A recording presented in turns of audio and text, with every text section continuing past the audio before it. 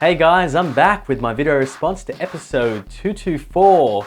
That was a really cool episode to have all the hosts on there and about some of my favorite things, pedals. As you guys obviously know, I love pedals. However, I don't actually use that many pedals when I play guitar.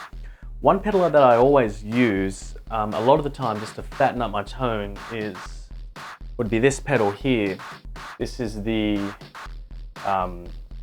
that focus there. This is the AMZ Mini Booster, which is basically a cascading J-Fed booster, if that makes sense to any of you guys.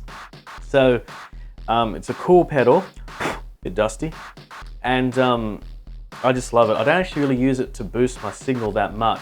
I use the pedal more as an EQ, as a tone shaper, because it sort of fattens up the signal. It sort of cuts a tiny bit of high frequency and does give you a lot more of a fatter tone, a bit more bass. But the bass in it isn't flabby, if that makes sense. And I really like it.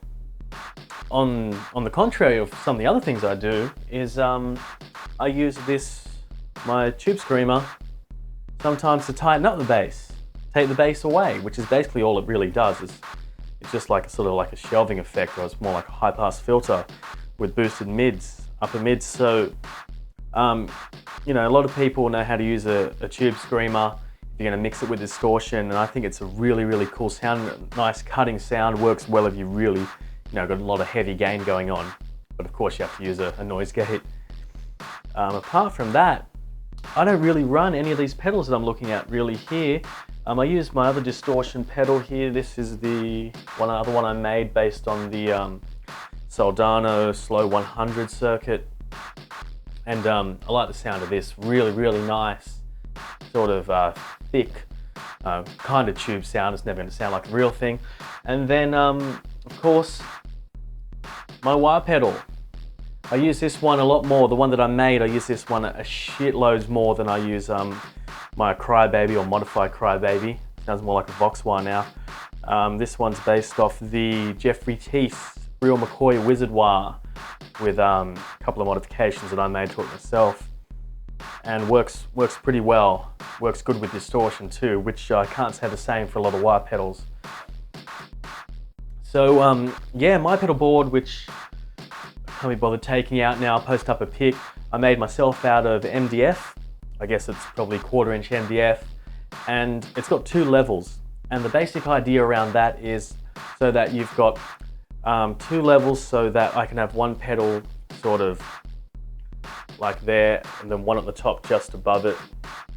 And so you can technically hit 2 pedals, turn them on and off at once.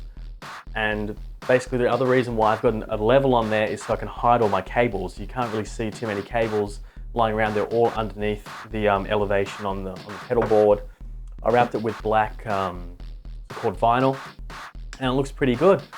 So yeah, I've never really used it out. I used to use it at home when I had just a practice amp and a whole bunch of pedals.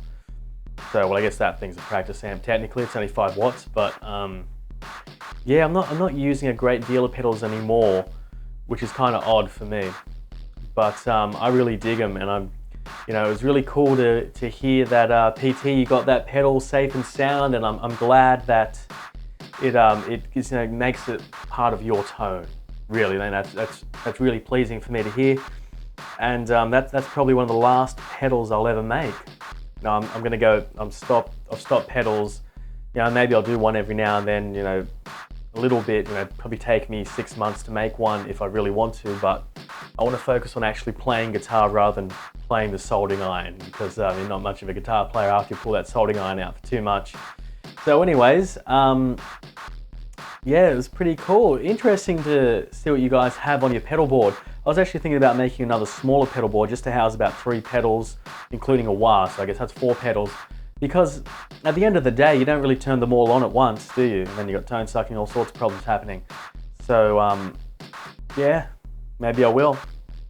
But yeah, much like you, Pappy, I don't use a lot of pedals at all, especially since I've got the rack mount effects unit. I don't really use a lot of sort of other pedals apart from distortions and things like that. So anyways, yeah, it was pretty cool. I checked out the Leprechaun website, and it was an interesting way to mount the pedals. The hook and loop, which is what I've got, that stuff, you know, it works, but honestly, it's just sort of, you know, the residue keeps on there, then it gets too hot, they sort of flake off and that sort of stuff. You know, it's just annoying in my opinion. Actually, at the music store, they have, it's a bit like the Leprechaun board. It's a thin piece of sort of steel, maybe galvanized steel or something. And there's a lot of holes drilled through it, it's like a perforated board pretty much. But the holes are just big enough so you can fit screws under there. So what they do is they take the screws out of the bottom of the pedal, sort of there, get longer ones, I'll probably use ones in here, these are pretty long, and they just literally bolt it down to that. So they've got this huge sort of display of pedals for you to try out. I think the only downside is they're all connected to each other. But yeah, it's pretty cool. So anyway, let me stop talking about pedals. I can talk about this all day. Let's get on to the Sanyo pedal juice. That's interesting for Sanyo. In Australia, you don't hear too much about Sanyo at all, like at all. So that's interesting that Sanyo have come out with this. And I haven't really heard of them about making anything else guitar related. So, you know, but that is a cool idea. Batteries, you know, batteries in Australia, like this Duracell battery, you can get it cheap for about $5. You know, if you buy one, if you buy packs, you know, you can get them for about $10 for 3. So you're pretty much getting one for free. If you buy it from somewhere like a petrol station or a gas station or a service station, you know, you'll pay $9 for a battery if you're just desperate for one. So they're an absolute bloody rip-off. I always use power supplies and any chance I get, although I test all my circuits with batteries rather than power supplies, and then later on when I go to filtering and that sort of stuff, I do power supplies. So yeah, I mean, it's kind of weird and a waste of money, because you'll go through tons and tons and tons of batteries. And just a side note on batteries and the current draw from pedals, any type of boutique effect with these bright LEDs are going to take way more power than a lot of the standard, you know, mass manufactured sort of buffered pedals. The reason is the way these things are made with their true bypass switching and all that rubbish is these LEDs, these high brightness LEDs, are wired in parallel to the power or battery, which means that, you know, they're just taking more current away from, which means the battery's not lasting as long. So a boost pedal like this, which is supposed to take around 4 milliamp, in actual fact is taking around 34 milliamps, because it's taking about 30 milliamps for this bright LED. So just keep that in mind, you know. These type of pedals will last a crap loads longer if you're using batteries, except for things like delays and reverbs, because they're bloody power hungry. But anyways, yeah, I thought that was really cool. The way PT that you did that that review, the time lapse thing, that is what we wanted to know. You know, will it actually, you know, stand up to the test of time when you got it plugged into 2 pedals or more? And it was cool you used the pedal I gave you. That's not so power hungry actually, that little thing. Probably takes, well it is for an overdrive pedal, it takes about 20 milliamp all up. But anyways, what have we got up here next? Christian Bland. I thought you said Christian Bale for a second there. I was like, I don't know, the movie star was in the Black Angels. I didn't think it was that old.